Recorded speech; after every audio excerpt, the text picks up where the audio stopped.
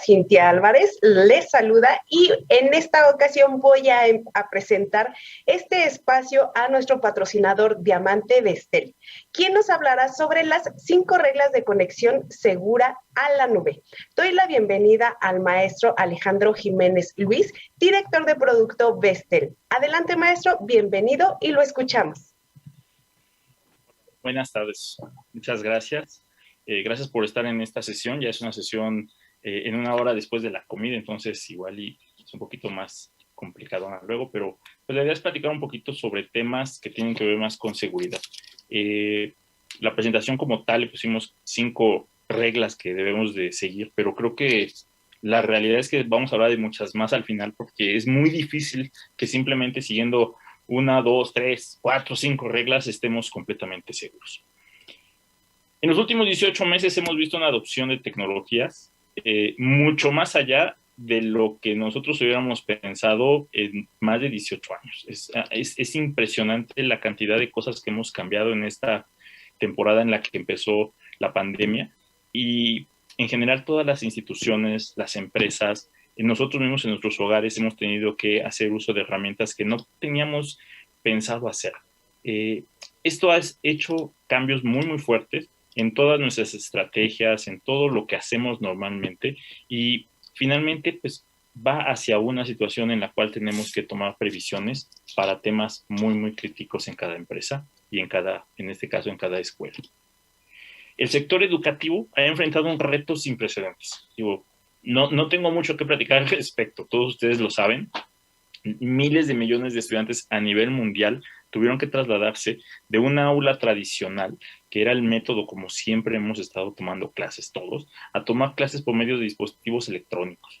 Estamos en un mecanismo más híbrido, en un mecanismo en el cual la educación deja de ser simplemente ir a tomar una clase, irme a mi casa, hacer mis tareas, ¿no? Es más interactivo en términos de equipos de cómputo, en términos de colaboración, pero menos personal, menos ese contacto con otras personas, en la cual nos permite al final de cuentas pues hacer más allá. Los maestros, los profesores han enfrentado el gran reto de migrar a una enseñanza diferente con una velocidad pues bastante importante.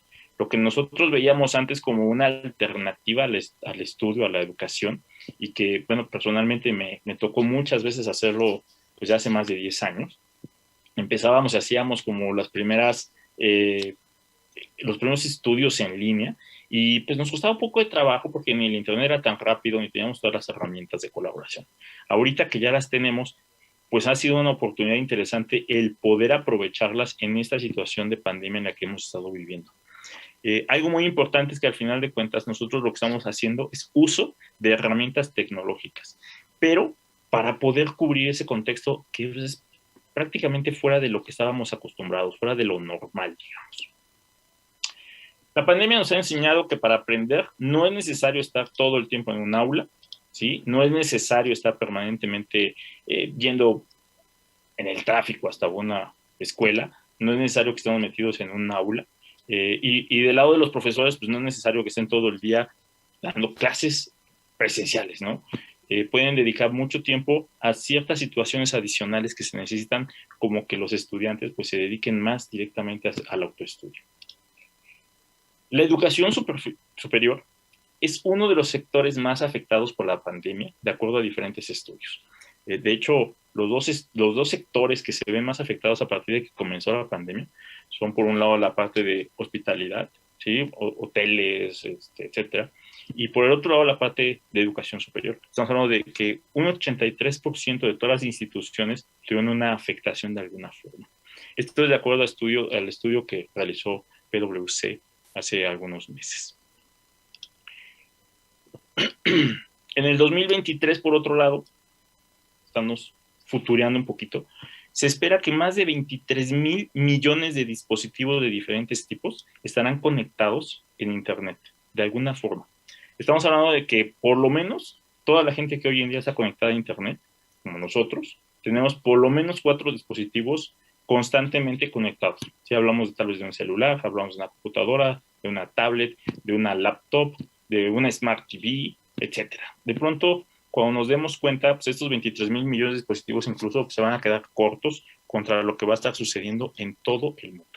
Esto es algo muy importante para temas de seguridad y temas de hacia dónde va la tecnología.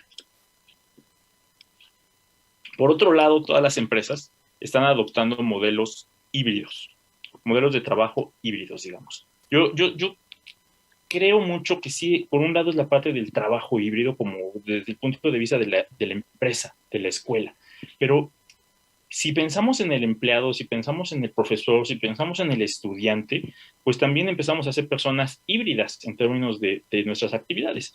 Dejamos de ser simplemente personas que tenemos, por ejemplo, para tomar una clase, un cuaderno y un libro, y nos vamos a tener todo el tiempo una computadora, todo el tiempo una tablet o tal vez un celular, en el cual tenemos que aprender a ver cómo tomamos nuestras notas, cómo interactuamos con nuestros compañeros, con nuestros profesores y cómo vamos más allá de simplemente estar pues, leyendo un libro, ¿no? Tenemos que buscar otras herramientas con el riesgo, por el lado educativo, de que los alumnos en vez de finalmente investigar adecuadamente lo que se requiere, pues de pronto estén teniendo acceso a información que ya está digerida por alguien más, ¿no? Y tal vez no es el enfoque directo de la educación. En términos generales, a nivel mundial, los empleados esperan que vaya a haber más flexibilidad. Hablamos de más de un 64% de los empleados de todo el mundo hablan de esta flexibilidad que esperan en sus empleos. Más de la mitad piensan que trabajarán por lo menos unos 8 días a la semana, es decir, 2 días a la semana desde sus hogares. Esto es un cambio muy fuerte en lo que hemos hecho durante cientos de años, ¿no? Estamos pensando realmente que la gente cada vez va a tener más este modelo híbrido de trabajo. Casi el 100% pensamos, me incluyo, que vamos a estar teniendo siempre un tema tecnológico para hacer nuestro trabajo más inteligente, por decirlo de alguna forma. Es decir, siempre estos empleados piensan que tendrán herramientas adicionales a las que normalmente tenían antes para poder hacer su trabajo. Pensemos principalmente en los empleos que tienen que ver con actividades administrativas o de oficina. Esto nos lleva hacia esta orientación a la fuerza de trabajo híbrida que mencioné hace unos minutos. ¿Sí? Es más allá de pensar solamente en que tenemos un trabajo híbrido, un trabajo en el cual pues interactuamos con equipos, ¿sí? Desde nuestros hogares. Es adaptarnos nosotros a una forma diferente de hacer las cosas. A todos nos ha sucedido que cuando estamos en una sesión de colaboración en algún momento, pues simplemente nos conectamos a cualquier hora del día y seguimos en contacto con otras personas. Y conforme ha pasado el tiempo, hemos buscado la forma de llevar un mejor orden, de tener más las sesiones más ajustadas a los horarios, tratar de que todo lo que es el revisar quiénes asistieron, las minutas, esté más automatizado para evitar estar haciendo retrabajos. Sin embargo, seguimos trabajando un poquito más, seguimos teniendo horas extras sin que sean contabilizadas específicamente, porque este es el tema que nos da la tecnología, posibilidades adicionales. Las empresas que lo están realmente detectando como una oportunidad, pues lo están llevando hacia tener un mayor desempeño del personal. Incluso si ustedes fueran o están siguiendo todo el tiempo noticias económicas y financieras, verán que muchas empresas están teniendo un crecimiento muy fuerte en temas de productividad. Se tiene previsto, por otro lado, que van a haber más de 500 millones de aplicaciones nuevas, ¿sí? En los próximos años. Es decir, hay empresas desarrollando aplicaciones para todo, ¿sí? Si ustedes se ponen a revisar alrededor, un día tenemos una aplicación para entrega de productos a domicilio y a las 2, 3 semanas se anuncia otra y otra y otra, ¿no? Tenemos diferentes variedades para lo mismo, pero son muchas, o sea, cuando nosotros hablábamos hace algunos años de las aplicaciones en alguna página para algún celular, los primeros celulares inteligentes, ya teníamos una cantidad pequeña. Ahorita hablamos de cientos de millones que vamos a tener. Y cada una de estas, al final de cuentas, pues va a ser parte de nuestras actividades diarias. ¿Qué sucede con esto de las aplicaciones? Pues al final de cuentas nosotros, estas aplicaciones van a tener casi todas, si no es que digamos más, casi el 100%, van a tener acceso a Internet, van a tener acceso a información, van a tener acceso a nuestras actividades, van a tener acceso a información que no quisiéramos tal vez compartir, pero para poderlas hacer funcionar necesitamos accesos flexibles a Internet, ¿sí? Accesos a las redes de las empresas, accesos a las redes de las escuelas y universidades, y por otro lado tiene que ser accesos seguros, porque los empleados, los profesores, los alumnos van a necesitar este acceso y nosotros tenemos que garantizar que estén funcionando adecuadamente y de la forma más segura posible. ¿Cómo logramos contar con un acceso seguro? Esta es una de las grandes preguntas que siempre nos vamos a hacer. Es muy, muy difícil lograr un acceso seguro. Todo el tiempo, en todo momento estamos teniendo contacto con diferentes riesgos de seguridad, amenazas a la seguridad, tanto en nuestros equipos de cómputo, en nuestros celulares, en nuestras actividades diarias. Yo siempre diría, nosotros normalmente hacemos muchas cosas de una forma muy normal, ¿no? Abrimos un correo, nos parece que nos lo está enviando un banco que conocemos, nos habla por nuestro nombre, se nos hace normal decir, ah, pues sí, me está mandando información importante, lo abro, lo leo, le doy clic, ¿no? Y más de una ocasión, muchos de estos correos son falsos y ni siquiera nos hemos dado cuenta porque no analizamos a detalle lo que nos está llegando. Esta es una de las las cosas más importantes que tenemos que siempre estar viendo. ¿Quién nos lo envía? Y validarlo en el correo electrónico remitente, revisar la estructura del correo, sobre todo aquello que parece demasiado bueno para ser verdad. Las inversiones están creciendo a un ritmo muy, muy fuerte, ¿sí? En términos de seguridad. Se dice que anualmente estos 2 años creció más del 10% anualmente. Son tasas muy, muy grandes.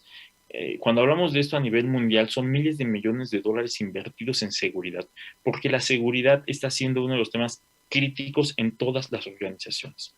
El sector educativo, por ejemplo, tiende a ser un sector muy afectado en términos de seguridad por su naturaleza, por la forma como normalmente tiene usuarios que, digamos, son no permanentes, son usuarios que están 6 meses, un año, luego viene otra generación. El uso de esta infraestructura la da por usuarios que además son jóvenes, que están muy metidos en redes sociales, que están muy metidos en cierto uso de herramientas y aplicaciones que no necesariamente son las que nosotros quisiéramos para el entorno educativo y para el entorno de la red de cada escuela.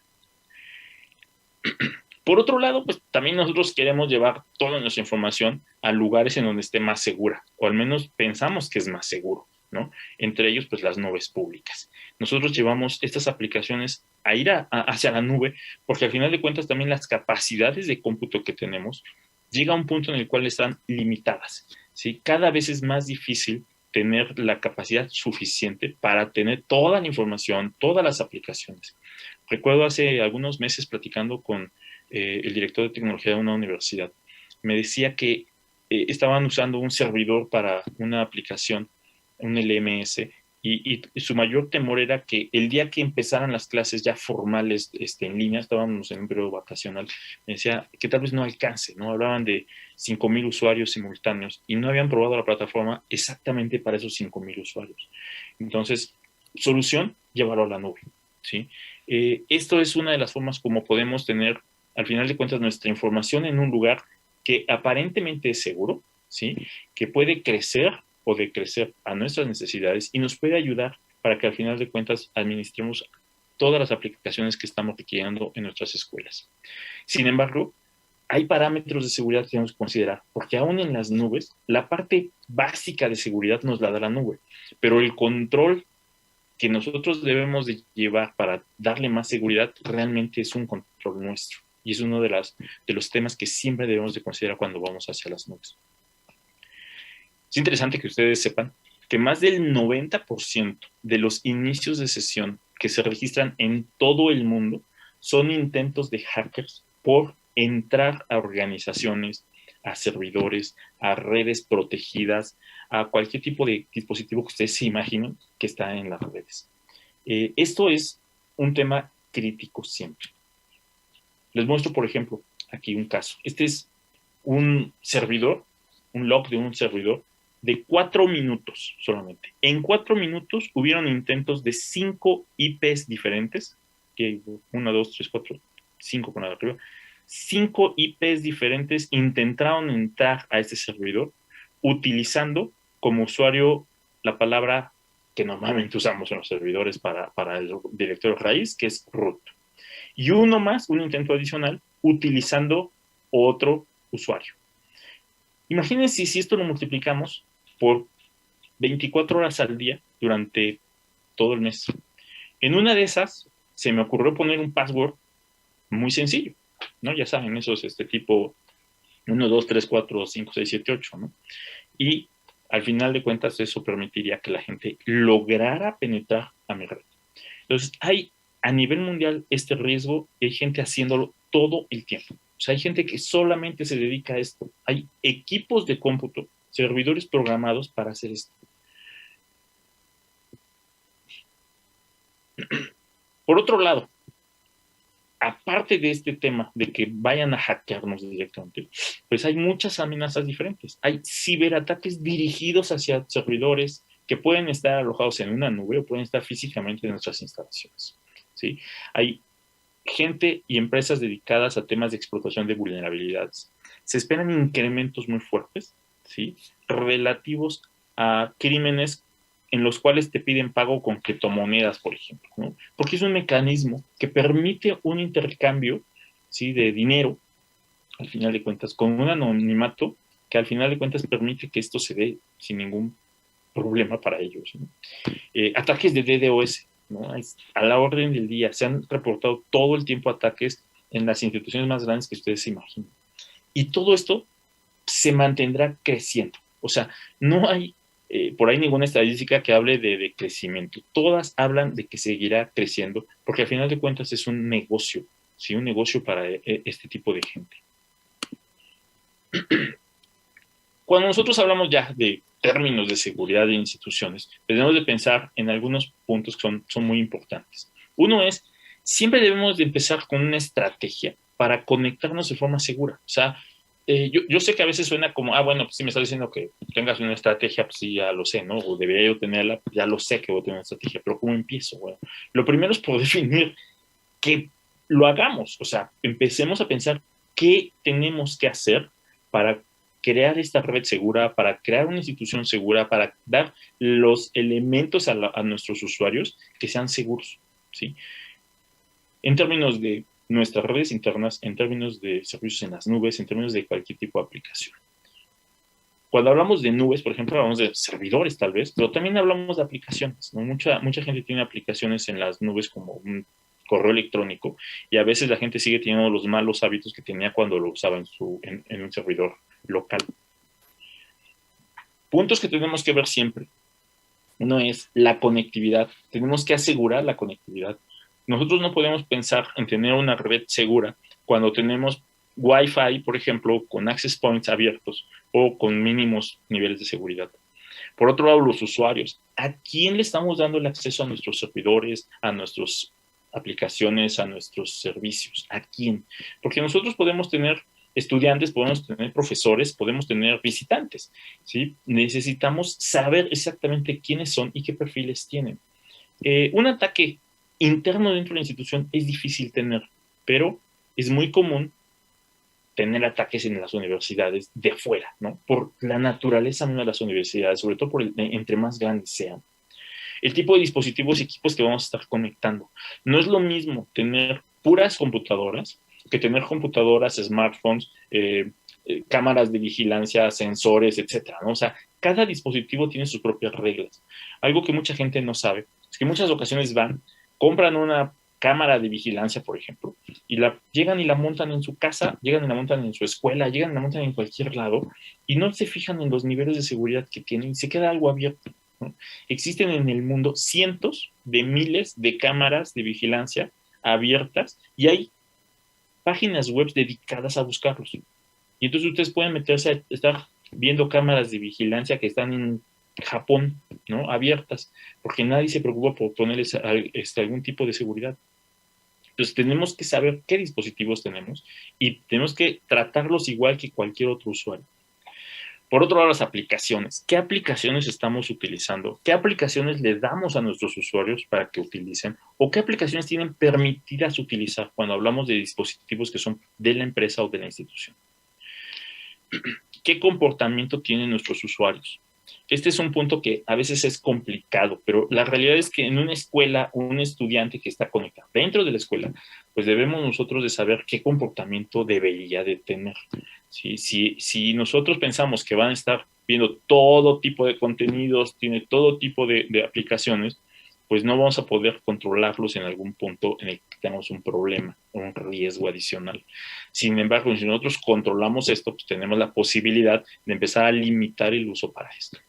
Y por otro lado, el entorno en el que estamos. No es lo mismo el entorno educativo que el entorno de hoteles, que el entorno de empresas o industrias. En cada entorno, el usuario, el tipo de comportamiento, el tipo de aplicaciones, dispositivos es diferente. Y eso nos permite también tomar planes de acción totalmente diferentes. Debemos analizar nuestra estructura, ¿sí? Cuando hablamos de nuestra estructura, pensaba yo en si habla de infraestructura o de estructura en general. Y yo creo que son los dos conceptos. Uno, la infraestructura es todo lo que ahorita mencionaba, ¿no? De dispositivos, redes, routers, etcétera. Todo actualizado, todo tiene que estar bien en orden. Y por otro lado, la estructura que nosotros tenemos como parte de nuestra operación, ¿sí? Cómo entran a nuestras aplicaciones, cuál será el proceso normal para levantar una oportunidad de venta, para inscribir a un alumno, para la consulta de calificaciones, cómo funciona toda nuestra estructura de ese tipo, para poder entender en dónde hay vulnerabilidades. ¿Sí? Y esas vulnerabilidades tenemos que empezar a atenderlas desde el primer momento en que las identificamos. Si nosotros vemos que tenemos un servidor en el que se alojan muchos contenidos que son de alto riesgo, ¿sale? Pues nosotros tenemos que tener un ojo sobre eso, ver qué hacemos para evitar problemas. Una solución muy básica para muchas escuelas y muchas empresas que muchas veces no hacen es crear redes separadas, lo que llamamos los SSIDs, ¿sí? Separados para los usuarios, y también controlarle el tipo de acceso que puede tener cada usuario. Por ejemplo, en una institución puedo tener una red dedicada a puros profesores, otra dedicada a puro personal administrativo y otra dedicada exclusivamente a estudiantes. Y le puedo poner reglas adicionales. Puedo decir todas las de estudiantes. Bueno, y una cuarta que sea tal vez invitados, ¿no? Que no tienen nada que ver con la institución, pero que llegan de pronto y me dicen, oye, ¿me dejas conectar? Entonces, al invitado le pongo un tiempo máximo de 20 minutos y un máximo de ancho de banda que puede usar de 5 megas, ¿no? Al estudiante le pongo una regla diferente, al profesor otra y a los administrativos otra. Este tipo de definiciones, que son muy básicas, muchos lados no lo hacen. ¿Y qué permite? Pues permite que esté entrando cualquier persona. Yo he llegado a lugares, a escuelas, en las que tienen los access points sin contraseña, vamos, sin ninguna validación. Y están conectados al mismo internet y a los mismos servidores al final de cuentas, porque llegan a los mismos routers. Entonces, dejamos ahí abierto una gran oportunidad de amenaza y de riesgo para la escuela. Crear filtros de contenidos, sí, esto es muy, muy importante. Nosotros tenemos que ver qué tipo de contenidos está usando o está viendo la gente que está en mi red. ¿Qué puertos les estoy permitiendo abrir o tener abiertos? ¿Qué aplicaciones pueden utilizar? Si es una institución en la cual, por ejemplo, nuestro ancho de banda es crítico, pues de entrada no debería yo dejar acceso a cualquier aplicación de streaming, ¿no? En temas de seguridad, los ataques se dan principalmente en ciertos puertos, por ejemplo. ¿Para qué dejarlos abiertos? ¿Sí? Y a veces son cosas muy básicas que se pueden hacer directamente por el personal de la institución. Debemos de normalizar, es decir, dar una norma de uso de aplicaciones. O sea, de nada sirve que en una institución tenemos el Office 365, por decir un ejemplo, y todo el mundo puede usar el Teams, y algunos profesores dicen, no, yo prefiero el Zoom, y otros profesores dicen, yo prefiero Google, y yo prefiero Webex, ¿no? Y de pronto tenemos a cada profesor usando una aplicación totalmente diferente. El normalizar el uso de aplicaciones nos permite también tener un mayor control y visibilidad de las cosas, porque no es lo mismo monitorear un tipo de aplicación que N cantidad de aplicaciones. Muchos de los riesgos de seguridad se dan por eso, porque de pronto la gente tiene acceso a cosas que ni siquiera yo como administrador de mi red y de mis sistemas entiendo que están usando. Debemos hacer diseños basados en alta disponibilidad. Este no es un tema de prevención, no es un tema de seguridad en términos estrictos, es un tema de qué sucede si algo falla. ¿sí? Entonces, nuestros diseños de todo lo que hagamos, pues deben tener réplicas, deben tener redundancias, deben tener una forma de soportarme en el caso de una falla. Por ejemplo, en los ataques de ransomware que se han dado, que son cada vez más comunes, uno de los grandes problemas es que estas instituciones atacadas en muchas ocasiones no tienen un respaldo completo de su información en un lugar seguro. De tal forma que llega alguien, ¿sí? Los ataca totalmente con ransomware y aquí hacen pues, una estrategia en la cual toda la información queda encriptada y queda bloqueada, nadie la puede utilizar a menos de que les pagues, ¿no? Digamos que es una especie de secuestro de esa información y se podría resolver de varias formas, ¿no? Si yo tuviera un diseño que me lo permita. Entonces debemos de pensar en tener una estructura que nos permita hacer eso. Alta disponibilidad para todo. O sea, cuando llegamos, por ejemplo, también a la parte de conectividad, pues pensemos que si queremos llegar a las nubes, creemos formas de llegar con respaldos también para llegar, porque otro de los temas es que en ocasiones se nos cae nuestra forma normal de llegar y pues no tenemos una salida alternativa. Entonces, tenemos posibilidades de crear accesos dedicados a las nubes para las grandes cargas que se pueden tener en las universidades y por otro lado hacer respaldo ya sea por el mismo mecanismo o por mecanismos directamente a través de Internet. Y esto nos permite tener esa redundancia y hacer uso de estos recursos duplicados que estamos usando para alta disponibilidad. Debemos de crear políticas de seguridad de acuerdo a los perfiles de los usuarios. ¿Sí? Debemos de pensar en la temporalidad que van a estar usando, cuánto tiempo van a estar adentro, en qué fecha estamos, etcétera. ¿Qué uso de recursos van a tener? Algo crítico que vemos todo el tiempo es que muchas empresas simplemente te dan un usuario y un password, ¿no? Y luego te dejan que tú cambies el password cuando quieras, ¿no? Otra cosa que se ve es que la gente no tiene al final de cuentas, el mínimo criterio de guardar el password, ¿no? Y de pronto encontramos en lugares, en una computadora pegada a un post-it en la pantalla, con el password de la computadora, ¿no? Estas filtraciones son de verdad brechas impresionantes. El otro tema, al crear una política de seguridad en términos de contraseña, es que pongamos, le digamos cómo crearla. A ver, necesitas usar 12 caracteres, el primer carácter tiene que ser siempre un número, el segundo carácter siempre un carácter especial que sea alguno de estos 5 que te estoy diciendo, luego una palabra de tantas letras y luego le puedes poner otro carácter y un número, ¿no? El poner cosas así que parecen más complicadas, al final de cuentas nos puede ayudar a mejorar el desempeño de temas de seguridad.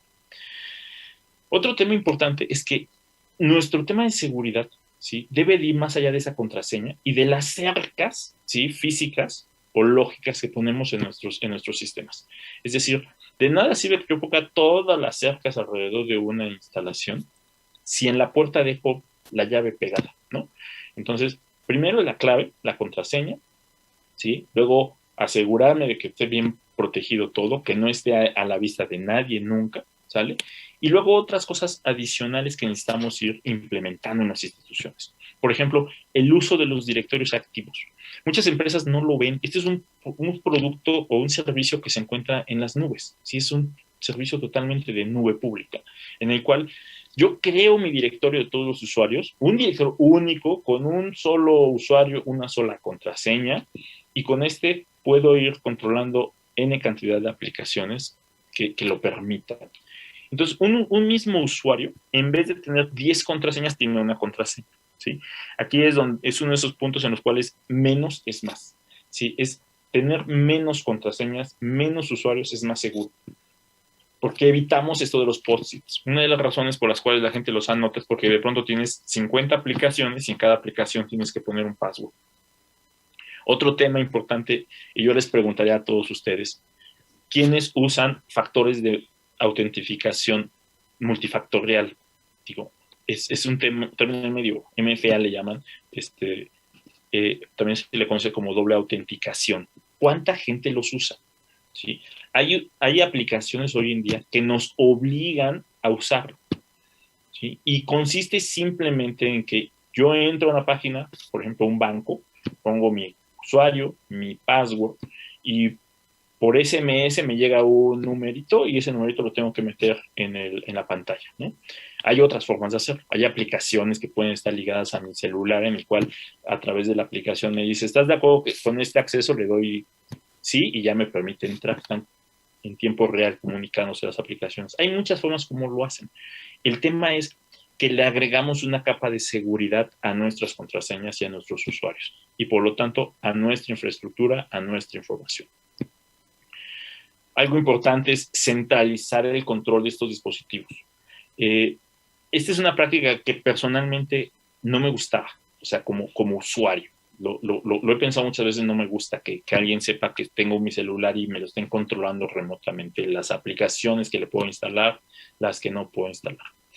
En un ambiente corporativo, en un ambiente educativo, en un ambiente en el cual tenemos tantos riesgos y amenazas, si esos dispositivos son de la empresa, de la escuela, de la universidad, y están siendo usados específicamente para actividades de la misma institución, pues no existe ningún problema si yo los controlo. Entonces, existen softwares que se llaman MDMs, que son controles de dispositivos móviles, que nos permiten saber un dispositivo, qué aplicaciones tiene, darle el control a una persona para que los esté administrando, ¿sí? Remotamente. Entonces yo veo que el usuario le quiso instalar una aplicación, pues ya lo sé. Me dice, oye, ¿sabes qué? Necesito una aplicación. Ah, pues entonces ya te doy el acceso o te lo instalo yo, ¿no? Y evitamos estos riesgos al máximo. Digo, el 100% es difícil lograr, pero es una forma más de llegar a tratar de lograrlo. Nos permite saber, por ejemplo, estos dispositivos, este tipo de software, ¿qué usaron esos usuarios? Vamos, ¿cuándo lo usaron? La otra, asegurarnos que esté el software actualizado. Muchas veces pensamos en actualizaciones en servidores, en parches de seguridad y demás, y no nos preocupamos tanto en la seguridad de nuestros dispositivos smartphones, ¿no? Y es otro punto de riesgo al final de cuentas. Debemos siempre asegurar a los usuarios, ¿sí? Los dispositivos, las aplicaciones, nuestra infraestructura y nuestros accesos. O sea, es vital que nosotros estemos siempre asegurándonos que todo esto esté, vamos, con un nivel adicional de seguridad siempre, que nos permita al final de cuentas pues, tener ese nivel que buscamos dentro de la institución. Hay cosas muy importantes que debemos de considerar cuando hablamos de controles automáticos. Uno es la vigencia de contraseñas. ¿Sí? Como les decía, podemos usar autentificación por multifactores, es este MFA que les comentaba, pero además debemos de ponerles vigencias, 1 mes, 3 meses, 6 meses, obligar a la gente a cambiarles, ¿sí? Nada de que, oye, pues es que, claro, luego la cambio. No, en 2 meses si no la cambias te bloqueo el acceso, ¿sale? Reglas, a ver, en vez de 8 caracteres que te ponía, pues ahora tienes que poner 12, entonces piensa una contraseña que te puedas acordar, ¿sale? De 12 caracteres. Tenemos que estar todo el tiempo controlando las aplicaciones que usamos. No podemos permitir que todos los usuarios entren en la aplicación que quieran, en el momento que quieran, desde el lugar que quieran. ¿Sí? Tenemos que saber realmente qué usan cuando están utilizando dispositivos de la institución. Tenemos que estar controlando los sitios a los que navegan.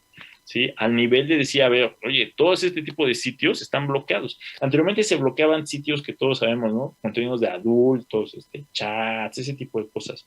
Hoy va más allá. ¿Sí? Hay muchas cosas que llegan en nuestro correo electrónico personal y que nosotros a veces le estamos dejando que vean dentro de nuestros equipos de cómputo. Entonces bloqueamos ese tipo de cosas y evitamos ese nivel de riesgo adicional. Cualquier incidencia que se presente hay que estarla monitoreando. ¿Sí? Existen muchos sistemas automáticos que nos permiten saber en dónde hubo algún problema, alguna falla, un virus, un malware, cualquier cosa. Esas incidencias nos permiten saber, antes de que se propague dentro de una empresa o dentro de una escuela, el riesgo, poderlo minimizar. Tenemos que hacer auditorías de nuestra red, ¿sí? De todos nuestros dispositivos cada X tiempo, cada mes, cada 3 meses, cada el tiempo que ustedes requieran. ¿Y qué vamos a buscar? Lo primero que vamos a buscar son vulnerabilidades. Y lo segundo es hacer parches de seguridad. Todos los softwares están todo el tiempo amenazados. Cualquier software de cualquier dispositivo que ustedes tengan conectado a la red. Entonces, busquemos los niveles de actualización actualizados. Vamos a actualizar estos equipos en software para tratar de minimizar el riesgo. Mucha gente va y compra un firewall y lo tiene instalado ahí 2, 3 años y se siente muy seguro porque tiene un firewall, pero nunca le ha puesto un parche de seguridad. ¿Sí? Es como si al final de cuentas yo traigo un coche con una llanta de refacción todo el tiempo, pero nunca reviso si tiene aire, ¿no? Y un día se me poncha y cuando la reviso resulta que no tiene aire. Orientemos siempre nuestros esfuerzos hacia, número uno, anticiparnos a las amenazas.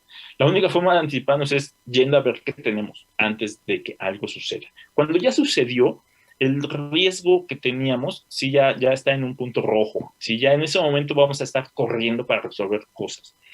Entonces también tenemos que buscar crear planes para esas contingencias, ¿sí? Sobre todo planes de rápida respuesta. Como decía hace rato, si creamos nosotros una infraestructura con redundancias, con respaldos suficientes, con tener información separada de la navegación normal de nuestros usuarios, nosotros podríamos muy rápido levantar un servicio que alguien tiró intencionalmente.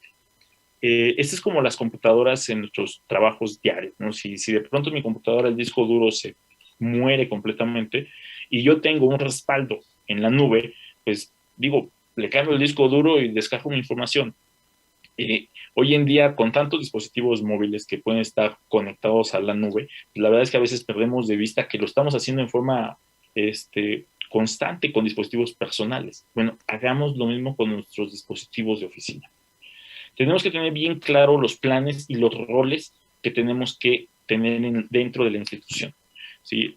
La gente de seguridad tendrá que hacer algo, la gente de bases de datos algo, etcétera. Cada área tiene que tener bien claro el plan y los roles para levantar un tema de seguridad.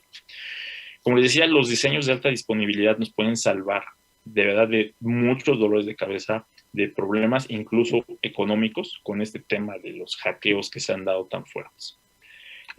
Sobre todo, y esto no lo pierdan de vista, que nuestro activo más fuerte hoy en día es la información, son los datos. Y por otro lado, procesos clave que pueden detener incluso la operación completa de una institución.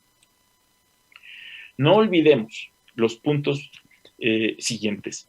Cuando nosotros pensamos en ataques de DDoS, pues hay formas de tratar de minimizarlos, no de evitarlos y eliminarlos al 100%, pero podemos minimizarlos un poco usando lo que llamamos como clean pipes, ¿no? Que son como una forma de poner algo de seguridad adicional a los enlaces de Internet. Y lo que tratan de hacer es minimizar estos ataques. Los ataques se van a dar siempre, como decía, esto es natural de las instituciones, de las empresas. Sin embargo, bueno, habrá algunas que son más atacadas por su naturaleza, por su forma de operar o por el giro que tiene. Todo lo que tiene que ver con malware, pues hay que estar todo el tiempo atentos a esto, y la única forma de minimizarlo, aparte de el uso de las aplicaciones adecuado, el que eduquemos a nuestros usuarios y que los usuarios no le den clic a todo lo que encuentran y que no traigan USBs de fuera y demás, que hasta los USB los pueden bloquear si quieren las computadoras, pues tratemos de tener antivirus y anti-malware actualizado. Si esto es algo de verdad bien sencillo, y cuando lo vemos en términos del daño que podemos tener en nuestros equipos, pues es una inversión muy económica. Todos los ataques de vulnerabilidades, ¿sí? La única forma de tratar de minimizarlo también es teniendo actualizados nuestros firewalls, ¿sí? Todas las actualizaciones de todo nuestro software, de nuestros servidores, de routers, de switches, parches de seguridad, estar atento, por ejemplo, si hay un administrador de un equipo en particular, si hablemos de un firewall, no voy a hablar de una marca en particular, pero pensemos que está todo el tiempo administrando ese tipo de equipos, pues lo mínimo que tiene que hacer es suscribirse a los boletines de amenazas que han detectado, ¿no? Y al menos estás enterado al día de amenazas que están habiendo en algunas redes. Normalmente también los criminales, los cibercriminales, están más enfocados en ciertas zonas, en ciertos lugares en algún momento, por condiciones específicas que se van dando. Entonces, debemos estar más atentos también a eso, ¿no? Cuando sale un nuevo parche, pues estar atento también a que ya está listo, descarguemos o instalemos. Todo el tema del control de contraseñas que les decía, ¿sí? Los dos puntos claves es: administremos nosotros los usuarios contraseñas de nuestros usuarios, ¿sí? Una de las formas más fáciles de hacerlo es a través de los Active Directories. Y el otro tema es: implementemos autentificaciones por multifactor, ¿sí? Busquemos hay algunas formas de hacerlo muy económicas, incluso hasta gratuitas para hacerlo. El tema es, tratemos de implementar una segunda forma para que la gente cuando se registre, sobre todo en aplicaciones críticas, pues tengan siempre la seguridad, una mayor seguridad de que no está entrando alguien que no es el usuario al que le estamos dando acceso. Todo lo que tiene que ver con caídas de servidores, caídas de servicios, caídas de routers, caídas de las redes y pérdidas de archivos, ¿sí? La forma de contrarrestarlo, la forma de ir más adelante siempre y tener un escape que nos permita seguir operando, que eso es lo más importante, es un diseño de alta disponibilidad, crear respaldos, tener almacenamiento en algún lugar ajeno a mi red principal para que yo pueda tener siempre acceso a ella, con niveles de seguridad suficientemente altos para que no tengamos problemas, y DRPs, ¿sí? Un DRP que esté permanentemente listo para una eventualidad. Por último, hagamos este plan ante eventualidades, ¿sí? Conociendo los riesgos que tenemos, las amenazas, los riesgos. No tenemos de otro. Esto es como invertir, al final de cuentas, en la bolsa, ir a jugar en un casino. Nosotros siempre debemos de medir el riesgo antes de apostar, antes de invertir. Bueno, en nuestra seguridad debemos de conocer el riesgo y tratar de hacer planes para ese riesgo. Debemos de capacitar a todo el personal, a todos los usuarios. La gente debe de entender que el tema de seguridad no es simplemente agarrar y decirle, aquí a tu usuario y tu password, y como tengo mala memoria, lo anoto en un post-it y lo pongo en la computadora. Algunas situaciones muy fuertes que se han dado en el mundo ha sido por contraseñas como esas. Yo he conocido casos específicos de empresas con niveles de pérdida muy altos por no haber controlado las contraseñas de usuarios. Recuerden, las contraseñas no solamente sirven para ver nuestro correo, ¿sí? Muchos de nuestros dispositivos están todo el día conectados a Internet, usan un usuario y una contraseña para conectarse a un servidor central, para entregar información, para desplegar algún dato. Y esa información, al final de cuentas, en manos de la persona equivocada puede ser muy alto riesgo y de mucho costo. Debemos de identificar siempre la huella digital de nuestros usuarios y nosotros como usuarios debemos de ir identificando. ¿Qué es esta huella digital? Es dónde estamos todo el tiempo pasando. Estamos nosotros dejando rastros, huellas. Cada vez que yo entro a Google y le pongo una búsqueda de una universidad, de un plan de estudios, o estoy buscando nombres para un niño, o estoy buscando razas de perros, estoy dejando una huella mía, ¿sí? Esa huella digital, hoy en día existen herramientas para minimizarla. Siempre va a haber, pero podemos irla minimizando. Por ahí, en smartphones nuevos de nueva generación, te permite hacer ahí como algunas formas de ir encubriendo tu correo electrónico, tus passwords, para tratar de evitar al máximo que sepan exactamente quién eres cuando no quieres que realmente sepan que eres tú. Debes de contratar SLAs, ¿sí? No nada más pensar en el servicio.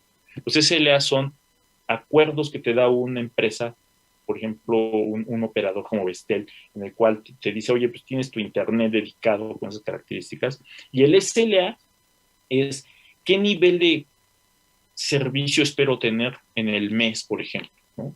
Igual cuando nosotros vamos a una nube, hay servicios para guardar archivos que te ofrecen un SLA de 99.99999%, ¿no? Son 12 nueves. Y eso lo que significa es que prácticamente es imposible que se perdiera un archivo simplemente porque lo depositaste y lo guardaste, ¿no? La verdad es que si se pierde algo es porque algo sucedió que está fuera de lo normal.